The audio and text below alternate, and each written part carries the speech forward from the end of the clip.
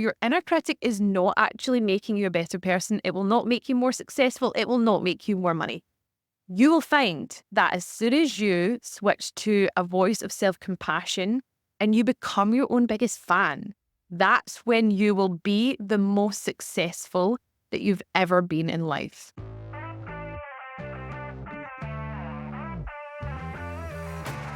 Hello and welcome back to She Is the Moment. I'm your host, Shona, and in today's episode, we are going deep. Today, I'm going to teach you how you can finally address that annoying inner critic so that you can become your own biggest fan in life and in business. So this is now episode 9 of the podcast, and I think I've been leaning very heavily into the strategy side of things. But when I think about how I actually coach people on a day-to-day basis, the strategy is just one small part of it. But what I actually help people with mostly is embodying the mindset and the identity of someone who is self-compassionate, who has self-respect, who is assertive, who is in control and in charge of her business and in life. Now, one of the ways that we can get there is by addressing our inner critic. And I know firsthand how much your inner critic can get in the way of you running a successful business, because your inner critic will drag you down. It will stop you in your tracks. It'll be that annoying little voice at the back of your head that says, I don't think you can do this.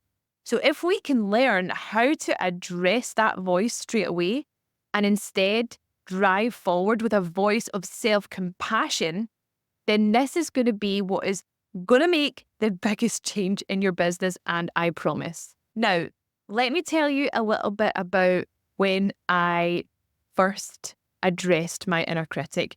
So you might resonate with this a little bit. If you work in the health and fitness industry, then chances are you're someone who holds yourself to an extremely high standard. If you're like me, I was someone who had to be super fit, who had to be strong, who had to be lean, who had to be excelling in business, but also the best mum ever and always look gorgeous. And it is just too much pressure, because the problem is I could never live up to the unattainable standard that I set for myself. So I was always coming up short. And as soon as you don't meet that standard that you've set yourself, you will think you're a failure, when that could not be further from the truth. So we're going to dive into that in today's episode, and I'm so excited because I know this is going to be life-changing for you. But first, let's talk about our freedom win of the week. So it comes from one of my clients inside Unfucking-Stoppable. Let's have a read of what she said. She said, "Morning ladies, little win from me. Just had a face-to-face session. I only have 4 face-to-face clients now who I genuinely love seeing. And she was asking me about my new group program online and has said for me to sign her up, and she'll ask for it for Christmas from her husband and mum. And she's still going to come for PT. Do you know what? I used to be of the opinion that you shouldn't bother trying to convert in-person clients to online, because they are a completely different type of client. But this person has proved that wrong. Because what she's done is she's managed to convert her in-person clients to her online program. Now, I'm going to tell you a little bit about why that is, because she is in the middle of a Black Friday launch for her next intake of her group program, which starts in January. And let me tell you, this girl is turning up with all the sass, all the energy, all the vibes, and do you know what? It was actually so intense that I almost signed up. I haven't, because if that was the case, I would just sign up for all my clients' programs. But she was really, really bringing the vibe. And what happens when you are so aligned with an offer, if you're so excited about it, if you're leveraging the use of an effective launch strategy, and she really, really is, then what happens is the people that are working with you currently, they want in on that. And she's clearly doing such a good job of selling this online program that the people who literally see her in person multiple times a month are like, no, I need that too. And what I love about it, I see a lot of people do this, when they have an in-person client and they have an online offer, they just give the in-person clients the online offer as for free. She said, no, this is worth it. You're going to want to pay for this. And I love that. And that's exactly how we start creating a freedom-filled business, because you are so behind and aligned with your online offers. You are so good at blowing them up, making them seem like the most exciting, delectable. It's the party that everyone wants an invite to. Then that's how you get people who are in your in-person offers to jump into the online offer. And I am so proud of her. So well done. So anyone who tells you ever again that you can't convert in-person clients to your online services, they're wrong, because my client has proven them wrong. Okay, so let's move on to the topic of this podcast. Addressing your inner critic so that you can become your own biggest fan. It's so important to be your own biggest fan, because no one else is going to be as big a fan of you as you are. I had never really thought about my inner critic before. And if I had thought of her, because yeah, let's face it, she's a she, right? My inner critic, I thought was a good thing. I thought she was holding me to a high standard. I thought she was always making me get better. I thought she was someone who pushed me outside of my comfort zone. But then I very quickly learned that she was a total bitch, and I did not need to listen to her. She was not actually adding to my life. She was taking away from my life. If we look at what your inner critic actually is, right? I'm going to read out the definition to you. Inner critic refers to an inner voice that judges, criticizes, or demeans a person whether or not the self-criticism is objectively justified. That all sounds really nasty. We don't want someone who judges and criticizes and demeans us. The thing you need to know about your inner critic is it thrives on a lack of self-belief. So as soon as you attempt to do anything, and there's that little voice that's like, oh, I'm not sure if I could do it, then the inner critic, she stretches her arms, she cracks her knuckles, and she's like, oh, you called, I'm here. So she thrives on you not believing in yourself. What you'll need to know about your inner critic is that it is based on a limiting core belief. I would encourage you to learn what your limiting core belief is. It's essentially, if you track your thoughts, anytime you start to spiral into that inner critic, it will always finish with this final limiting core belief. So for me, when my inner critic was speaking really loud, it would be something like, Shona, why are you not good at this? Why are you struggling? You shouldn't find this hard. You clearly aren't good enough. So it would always finish with, you're not good enough. The thing is, again, with your inner critic, is thinking that I'm not good enough is not actually helpful. It's not something that keeps me disciplined. It's not something that keeps me accountable.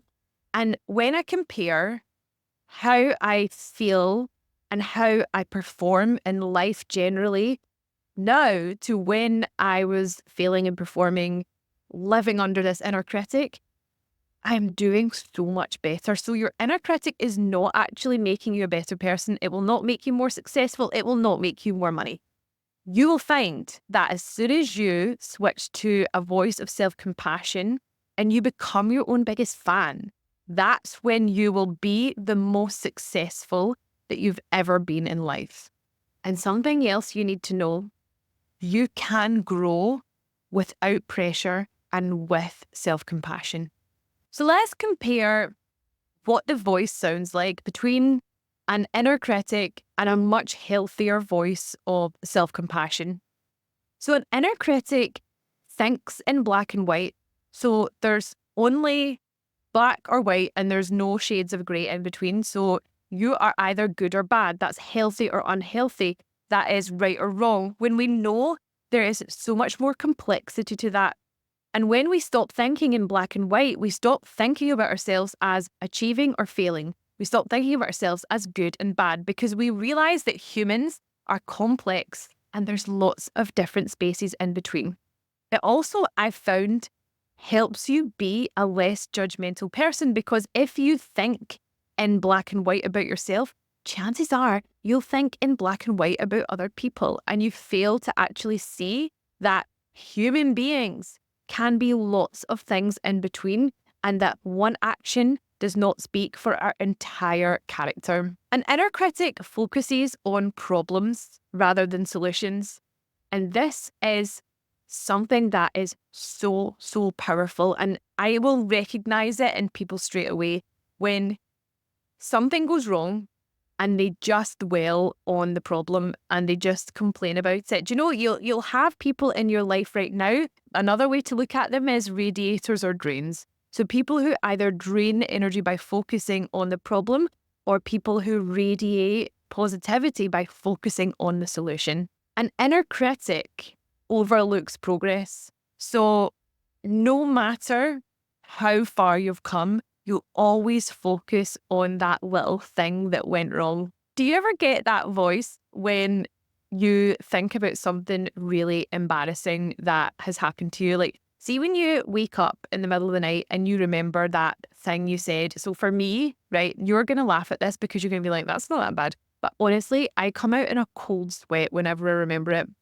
I was 13 years old on holiday in Menorca with my sister, and we made friends with these two really cool girls that were like slightly older, and they also had like really short haircuts, which at the time was completely groundbreaking. And we were at the pool bar, and there was like MTV on the telly, and there was music videos on, and it was a song called Day by Shakespeare's Sisters. So that song came on the telly. We'd only known these girls for a few days. There was silence, and I said, Shakespeare sure had some scary sisters. Silence. And my sister gave me such an intense look of, what the fuck are you saying? Why are you so uncool? Yeah, I still think about that, and I was 13, and now I'm almost 36. But do you know what? It's moments like that when I need to give my inner child a little bit of a hug. That 13-year-old me, she was just trying to like provide a little bit of humor. And I used to think back on that moment and be like, oh, you are just so cringe. You are just so embarrassing. Why do you always say the wrong thing? But now I look back at that moment and think, you were just trying to be funny. You were just trying to make conversation. Like, you were just trying to be a normal human. Sometimes we all make mistakes like that. Inner critic uses shame, fear, and guilt to motivate, whereas your healthy, self-compassionate inner voice uses desire, love, and compassion to motivate. So when you think about trying to achieve anything in your life, if you use all those horrible, negative emotions to fuel yourself there, then it's gonna feel really horrible when you don't get there. And an easy example I can think of is I used to do like a 15-minute workout at the CrossFit gym, and I would be like, if you don't get X amount of reps, then you are lazy, right? If I didn't get those reps, of course, I felt so lazy and so disappointed in myself. Terrible, terrible way to motivate myself through that workout. Whereas if I flipped it and I was like, you are so strong, you can give this everything and push for as many reps as you can, and you're going to feel so proud of yourself afterwards. Isn't that so much nicer? Your inner critic might seem like, quote unquote, the voice of reason, but actually, your healthy inner narrative should always be a voice of passion. So what I mean by that is that your inner critic will be that niggly voice that sort of acts like the health and safety risk manager who's like, are you sure that that's a good idea? Have you really looked into this? Have you assessed all the things that could go wrong? Whereas a voice of passion is that person who's like, this is a great idea. You should really go for this. It's going to be challenging, but I think that you can rise to this challenge. You have got everything within you to make this happen. So you can see how different that voice is.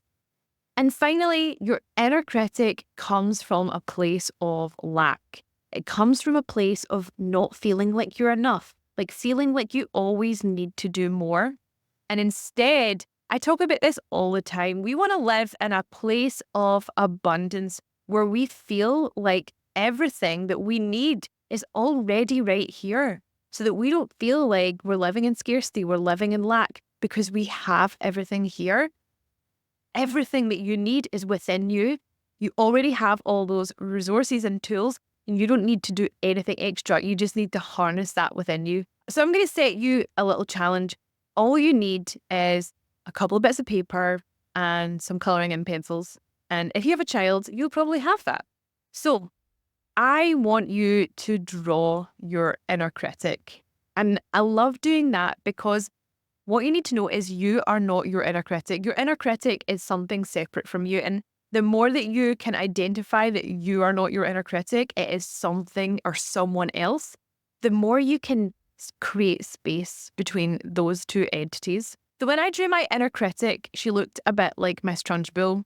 I don't know why, she just did, right?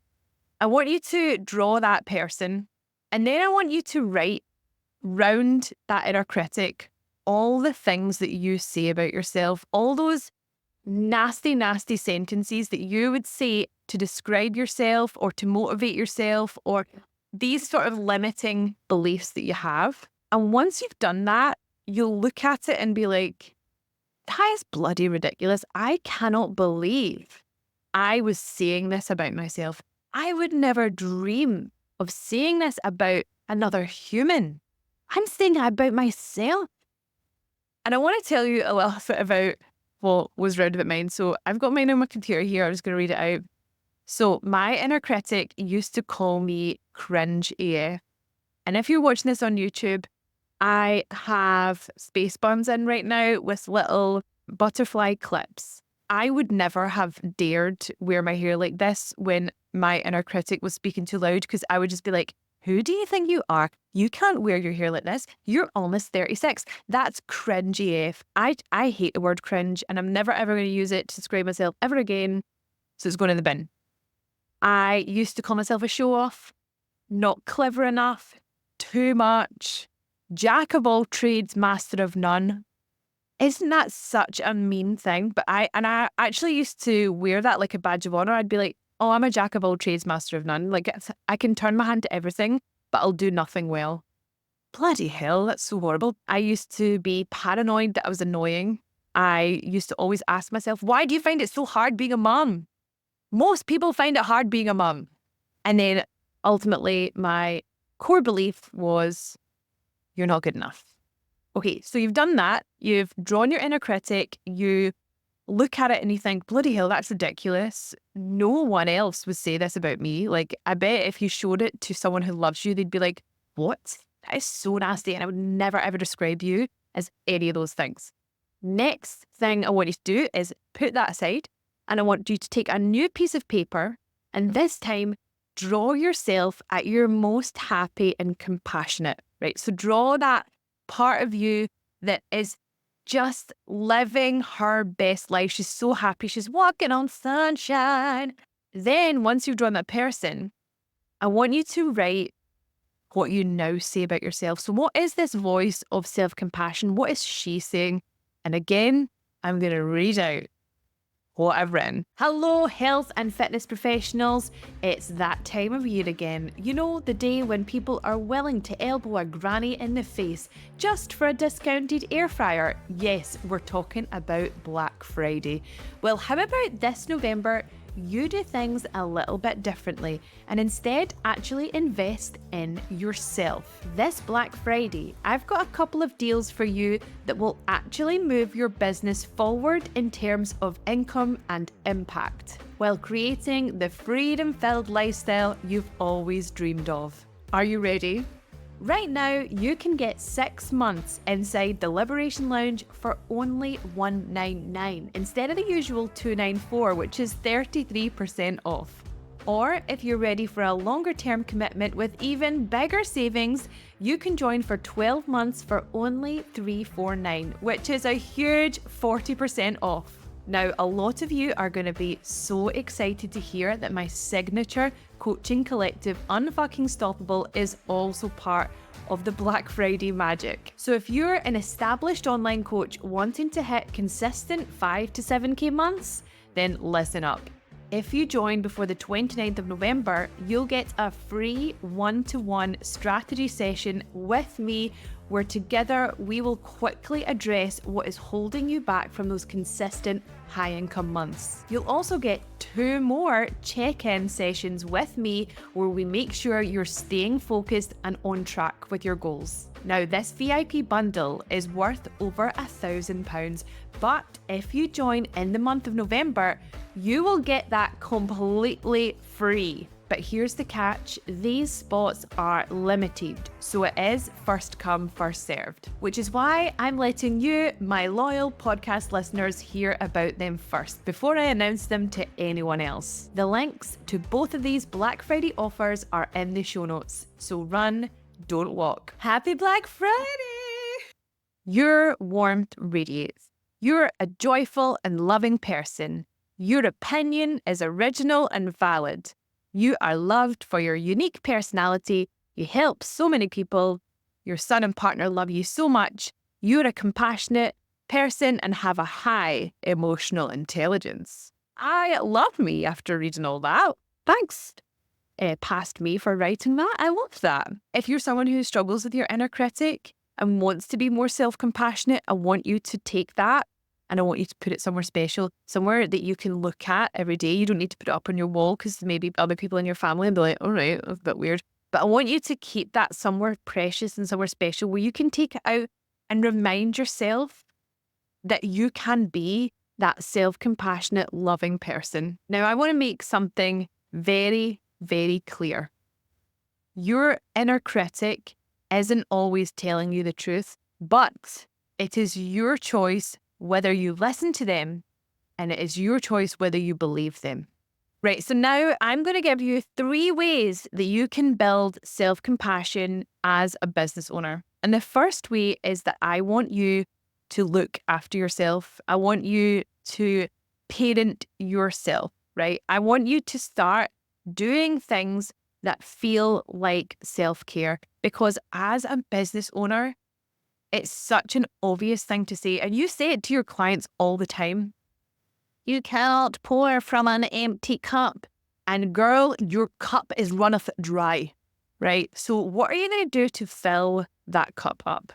So this week, I am going to a creative writing class because I have an idea for a story that I would like to write. And I want to do something for me that doesn't involve business at all. And I know that when I am doing creative things, when I'm doing something that isn't a side hustle or isn't just trying to improve myself for my business, that's when I am at my most happy and content and self-compassionate. So when I do things that feel like rest, they feel enjoyable. And there's lots of different ways that you can make sure that you're looking after yourself. And it's very common if you are someone working in the health and fitness industry to sacrifice your own needs because you're trying to build your business or you're trying to fit in clients. So I would always, at the start of the week, make sure that you have time to actually practice what you preach. Like, are you getting time to exercise? Are you getting time to go and have walks outside? Are you getting time to prep your own meals so that you're eating a healthy, balanced diet that makes you feel good? Are you setting yourself up for a good night's sleep? And this is what I mean when we practice fierce self-compassion, because self-compassion and self-care isn't just like, oh, do you know what? I'm going to have a bubble bath and a cheeseburger. No, it is actually being a parent to yourself. So knowing, right, I need to get myself to bed. I need to shut my laptop because I am not going to function at my best. And one thing that I have done recently that has really helped me function better as a business owner is give up alcohol. I love a drink, right? I'm Scottish, it's in my blood. I love Prosecco, I love wine, I love drinking, right? But I need to function at a high level in order to help people build their business. And I felt like when I was drinking at the weekend, I wasn't performing that great on a Monday and Tuesday. And I'm almost 36. My hangovers are lasting way longer than they used to. And it wouldn't even be like I would have to drink a lot of alcohol to experience a hangover. I felt shit just after 2 or 3 drinks.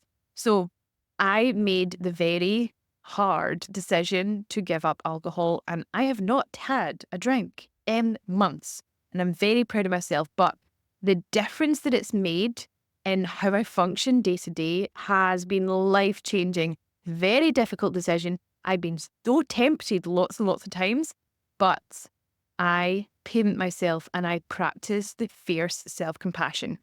The next way that you can build self compassion, you've looked after yourself. Now it's time to look after someone else. And compassion, being judgment free, being kind, is something that we can develop regardless of whether we are being compassionate to ourselves or not, right? So I think sometimes the way to start it is to be compassionate to someone else. And then you actually can see how much it reflects back on yourself. And it doesn't even need to be something that is like like an outright physical act, right?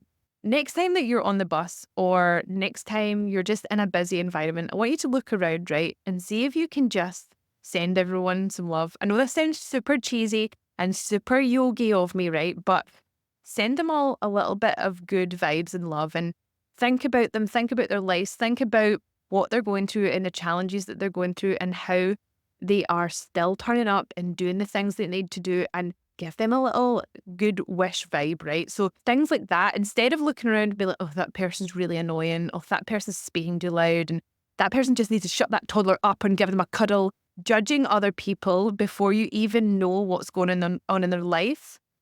I find that, see, if I'm being completely honest with myself, when I was the most judgy of myself, I was also a total bitch and judgy of others.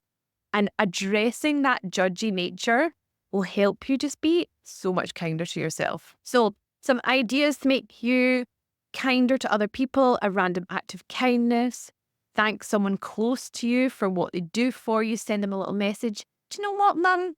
I just really love you. Thanks for being my mum. Do something random to cheer someone up. So someone that you see in the street, I love that jacket. Where's she getting from? Something like that. But not in a Regina George way where she's like, that's the ugliest effing skirt I've ever effing seen. But the key is to plan a kind act for someone with no strings attached. So not expecting anything back for it. And finally, we're going back to the fierce self-compassion. Sometimes taking care of business can be the kindest thing that you do for yourself. I can really procrastinate on certain life admin things. And yesterday I did 3 big, horrible life admin things. And I felt honestly like a weight was lifting off my shoulder. And let me tell you about the 3 of them. I had a phone call with my accountant and I asked her lots of questions and cleared a lot of things up. I contacted my dentist and registered because I was registered at an old dentist. And I also spoke to my car about my car finance because that was something that I had just looming over me as well. Now, 3 really boring things. You probably fell asleep just listening to me talk about them. But doing the thing that you don't want to do can be the most compassionate thing out there. Think about like your toddler, right? Your toddler does not want to eat their broccoli. They want to eat cookies. But it is not compassionate for you to let them eat cookies because they will not be healthy. We want them to eat their broccoli so they have a healthy diet. Maybe they can have cookies afterwards. It is not the compassionate thing to let them off with the cookies because it's actually just the lazy parenting thing, and not being judgmental.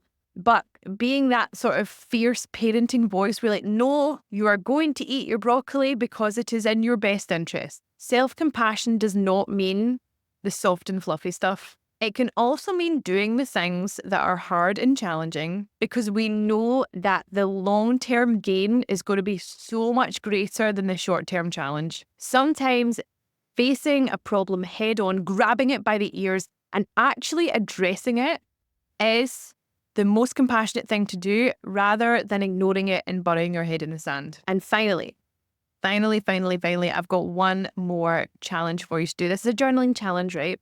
I used to be someone who wrote lists all the time, lists of things that I needed to improve on or things that I needed to do to be a better person. So it'd be like, right, okay, I need to track more on MyFitnessPal. I need to give up alcohol. I need to contact my friends more often. I need to do all these things, right? And what I noticed about these lists was they were very much speaking to the fact that I was not good enough because there was always something to improve, right? So I made the decision to start writing a list of all the things that I had actually done really well that got me to where I am just now.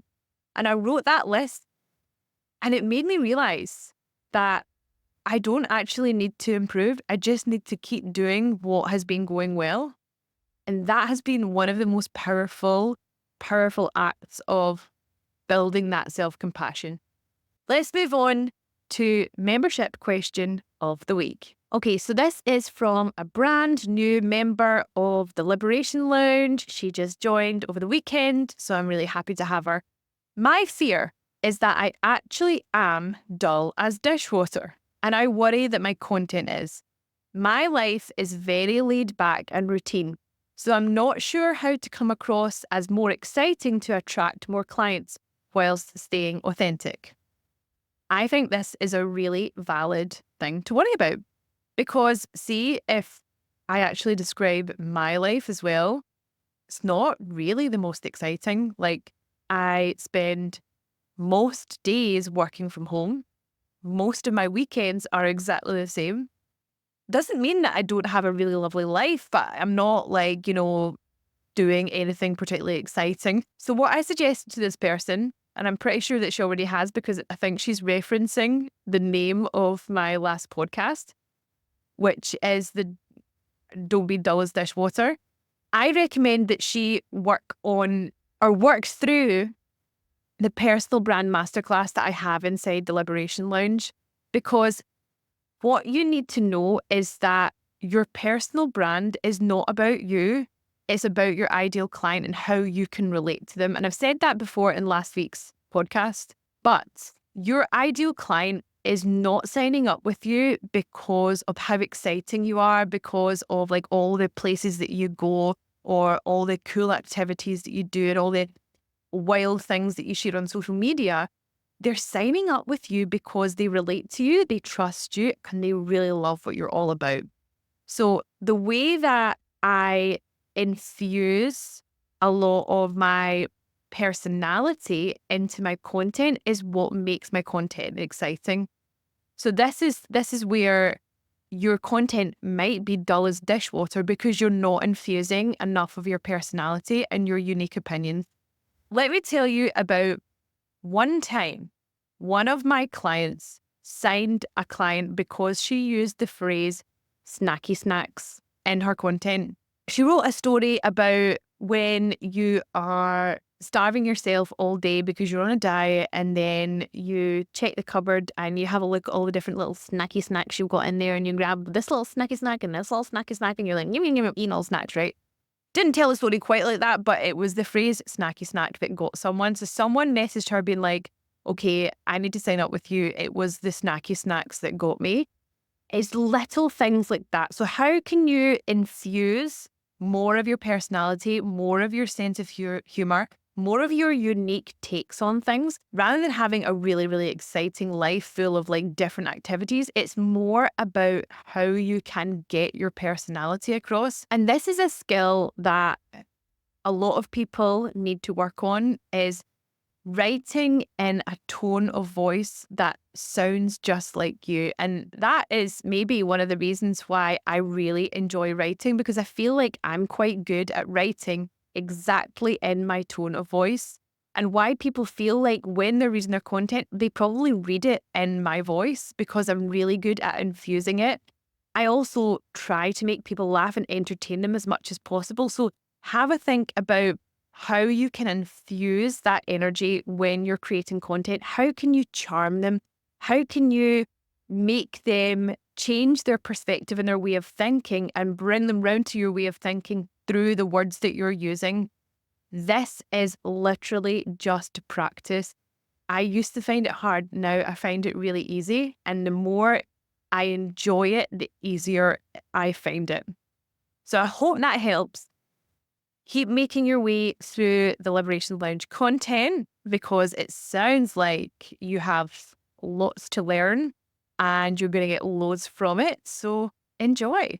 Thank you so much for listening to this episode of the podcast. If you ever have a question that you want to ask me or read out on the podcast, then you can contact me on Instagram at unapologeticallyshona or through the podcast email address, sheisthemomentpodcast@gmail.com. Have a wonderful day and I'll see you next time.